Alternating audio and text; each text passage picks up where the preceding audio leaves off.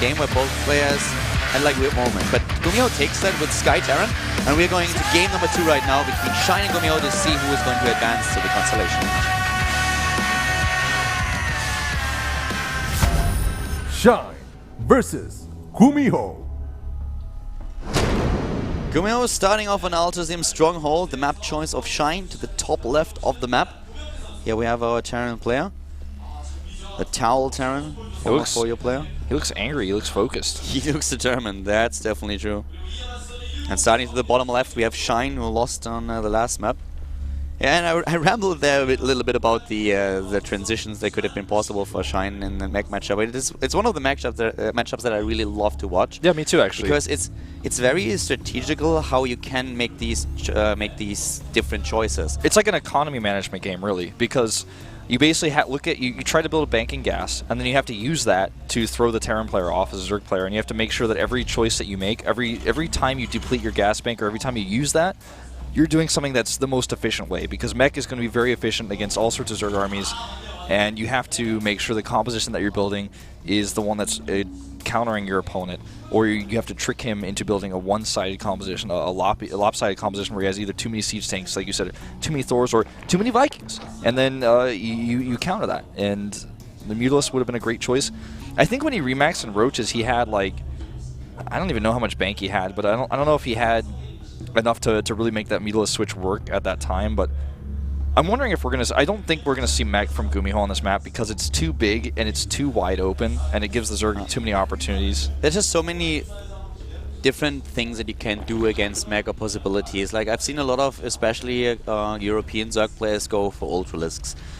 I'm personally always a little bit on the fence if you really commit too heavily to Ultralisk, just because it usually, like, if you have a few, that works, but if you have too many, it usually works against you, since the Terran player will always try to siege up in a position where it's hard to reach. But then you combine it with Vipers and you go for the Blinding Clouds, and if you have these banks that you can just transition, you can really switch ground, air the entire time, and trying to force the Terran player into such a passive position that you take the map and he has to turtle, and you always go against him. You don't have to trade cost efficiently because you have the better economy, and at some point he will break. And that's a cool game to watch, actually, because it's really entertaining to see that. But in this game, didn't really work out that well for Shine. He was trying, but GuMiho, once he got that air army, was kind of unbeatable. I personally think that Sky Terran, if you get it up, cannot be beaten by Zerg, unless the Terran player makes a big mistake.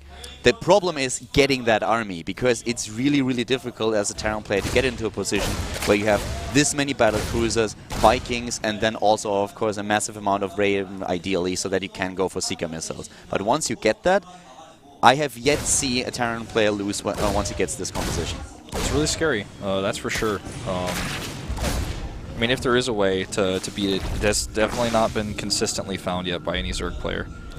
The thing is, it's just like not one of those strategies where you can say like it's imbalanced or anything, because it's just so difficult to get. Yeah, I mean, if you allow the Terran player to get to that position, it's your mistake. And that's just how the game is played right now. So we'll see these Reapers, they're actually doing a little bit of damage. I was surprised he made 2, and he forces a few Zerglings out, but not critical damage done.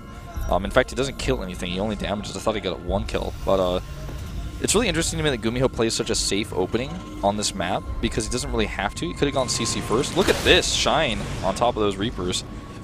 But he doesn't really have to play a build that's this safe. I like that he takes the 3rd command center at least, because that can give him a little bit of an economic edge, but he's going to have his natural up a little bit later than he would have liked to against the build that Shine has shown here. And GuMiho now, with that early 3rd base that he can easily get away with, will have a really good income to transition into the late game, but he got scouted right away. So Shine knows what's up. He cannot move out and simply take a 3rd base on his own, just because those Reapers are still there. And of course the Hellions will make it additionally very difficult to achieve that. Unless he throws some of those Reapers away, but no, he's just trying to get the scouting information there.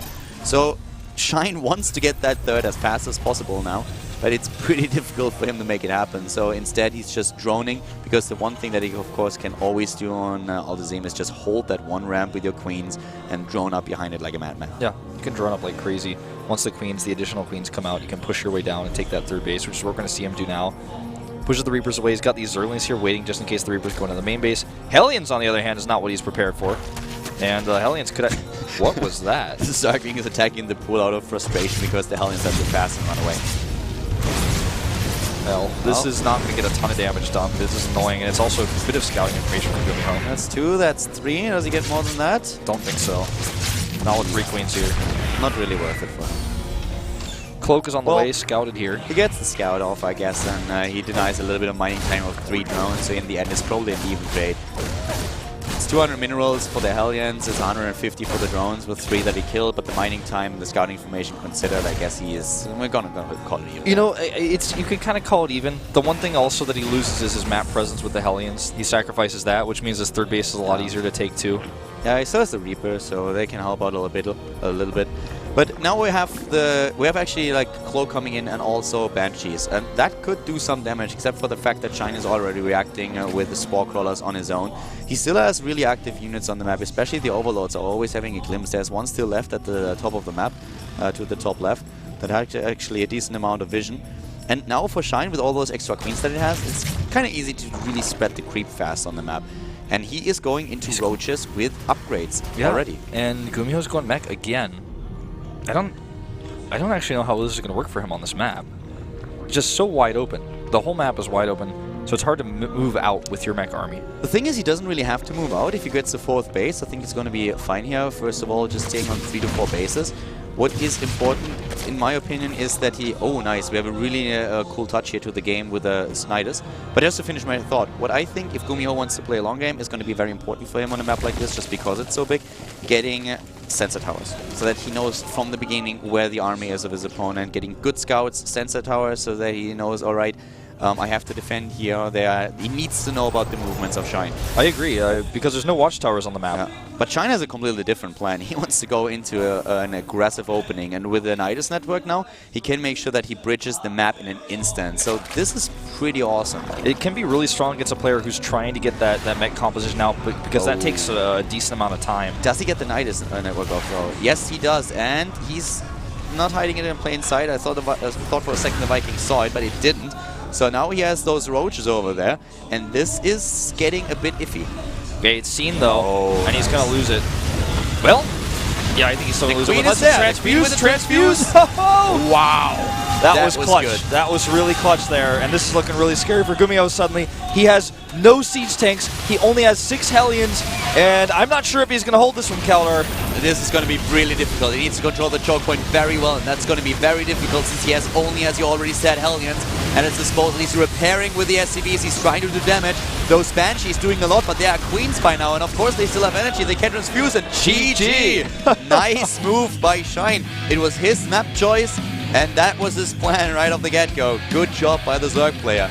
And we have that 3rd map. Yeah, we're going to the 3rd map. It's GuMiho's map choice, but it looks like GuMiho is a little bit predictable with his mech plays, something that Shine was able to identify. And the Nidus play can work against a player who's just taking a faster on this map in general, even if he's not meching. But if you're meching, it takes a little bit of time to get powered up and get those siege tanks out, and that's a great way to attack somebody like that, especially with a Nidus. It's not something that you're going to expect in the turn, but you feel comfortable because of the map distance. And then suddenly Nidus just eliminates that factor. Yunsu's the map that GuMiho's chosen, and if he chooses Yunsu, after what we've seen from him Game 1 and Game 2, I think he's going to mech again in Game 3. Yeah, he could make it happen.